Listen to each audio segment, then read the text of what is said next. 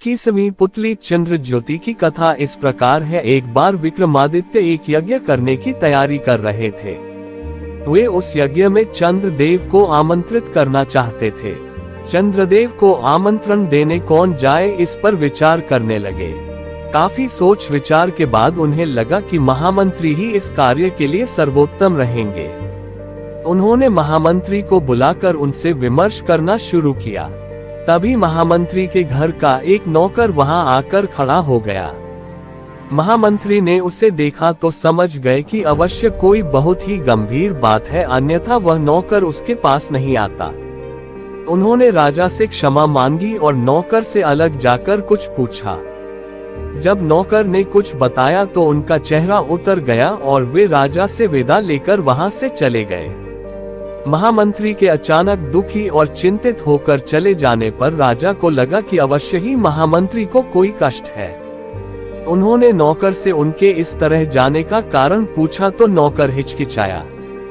जब राजा ने आदेश दिया तो वह हाथ जोड़कर बोला कि महामंत्री जी ने मुझे आपसे सच्चाई नहीं बताने को कहा था।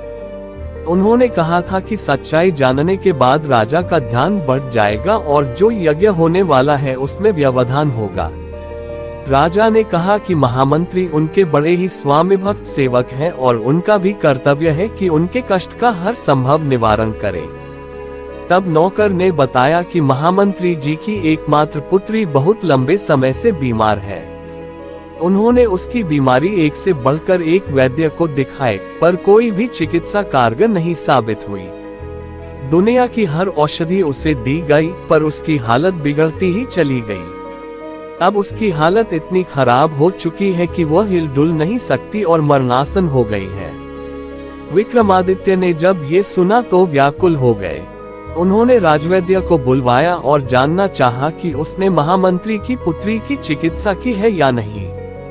राजवैद्य ने कहा कि उसकी चिकित्सा केवल ख्वान बूटी से की जा सकती है। दुनिया की अन्य कोई औषधि कारगर नहीं हो सकती। ख्वान बूटी एक बहुत ही दुर्लभ औषधि है जिसे ढूंढकर लाने में कई महीने लग जाएंगे।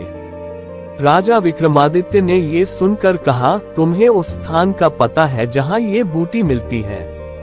राजवैद्य ने बताया कि वह बूटी नीलरत्नगिरी की घाटियों में पाई जाती है, लेकिन उस तक पहुंचना बहुत ही कठिन है। रास्ते में भयंकर सांपन, बिच्छू तथा हिंसक जानवर भरे पड़े हैं। राजा ने ये सुनकर उससे उस बूटी की पहचान बताने को कहा। राजवैद्य ने बताया कि वह पौधा आधा नीला आधा पीला फूल लिए होता है तथा उसकी पत्तियां लाजवंती के पत्तों की तरह स्पर्श से सकुचा जाती हैं। विक्रम यज्ञ की बात भूलकर ख्वान बूटी की खोज में जाने का निर्णय कर बैठे। उन्होंने तुरंत काली के दिए गए दोनों बेतालों का स्मरण किया। बेताल उन्हें आनन फानन में नीलरत्नगिरी की ओर ले चले। पहाड़ी पर उन्हें उतारकर बेताल अदृश्य हो गए। राजा घाटियों की ओर बढ़ने लगे। घाटियों में एकदम अंधेरा था, चारों ओर घने जंगल थे। राजा बढ़ते ही रहे। एकाएक उनके कानों में सिंह की दहाड़ पड़ी। वे संभल पाते इसके पहले ही सिंह ने उन पर आक्रमण कर दिया। राजा ने बिजली जैसी फुर्ती दिखाकर खुद को तो बचा लिया, मगर सिंह उनकी एक बांह को घायल करने में कामयाब हो गया। सिंह दोबारा जब उन पर झपटा तो उन्होंने भरपूर प्रहार से उसके प्राण ले लिए। उसे मारकर जब वे आगे बढ़े तो रास्ते पर सैकड़ों विषधर दिखे। विक्रम तनिक भी नहीं घबराए और उन्होंने पत्थरों की वर्षा करके सांपों को रास्ते से हटा दिया। उसके बाद वे आगे की ओर बढ़ चले। रास्ते में एक जगह इन्हें लगा कि वे हवा में तैर रहे हैं। ध्यान से देखने पर उन्हें एक दैत्याकार अजगर दिखा। वे समझ गए कि अजगर उन्हें अपना ग्रास बना रहा है। ज्यों ही वे अजगर के पेट में पहुंचे कि उन्होंने अपनी तलवार से अजगर का पेट चीर दिया और बाहर आ गए। तब तक गर्मी और थकान से उनका बुरा हाल हो गया। अंधेरा भी घिर आया था। उन्होंने एक वृक्ष पर चढ़कर विश्राम किया। ज्यों ही सुबह हुई वे ख्वान बूटी की खोज में इधर उधर घूमने लगे। उसकी खोज में इधर उधर भटकते न जाने कब शाम हो गई और अंधेरा छा गया। अधीर होकर उन्होंने कहा, काश चंद्रदेव मदद करते। इतना कहना था कि मानो चमत्कार हो गया। घाटियों में दूध जैसी चांदनी फैल गई। अंधकार न जाने कहां गायब हो गया। सारी चीजें ऐसी साफ दिखने लगी मानो दिन का उजाला हो।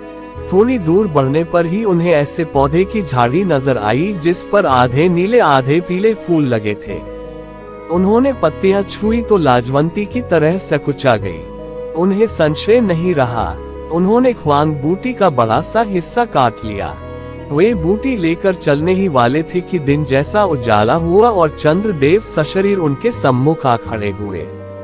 विक्रम ने बड़ी श्रद्धा से उनको प्रणाम किया।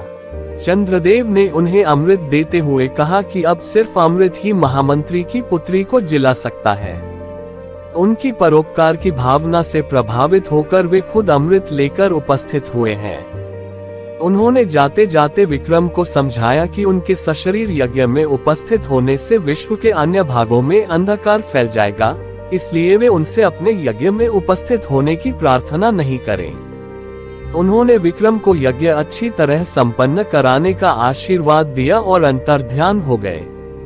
विक्रम ख्वांग बूटी और अमृत लेकर उज्जैन आए। उन्होंने अमृत की बूंदें टपकाकर महामंत्री की बेटी को जीवित किया तथा ख्वांग बूटी जनहित के लिए रख लिया। चारों ओर उनकी जय जयकार होने लगी और इस तरह 21वीं पुतली चंद्र ज्योति की कहानी समाप्त हुई। और इसके आगे 22वीं पुतली अनुरोधवती कहानी सुनने के लिए हमारे चैनल को लाइक, शेयर और सब्सक्राइब करें और जुड़े रहें। धन्यवाद।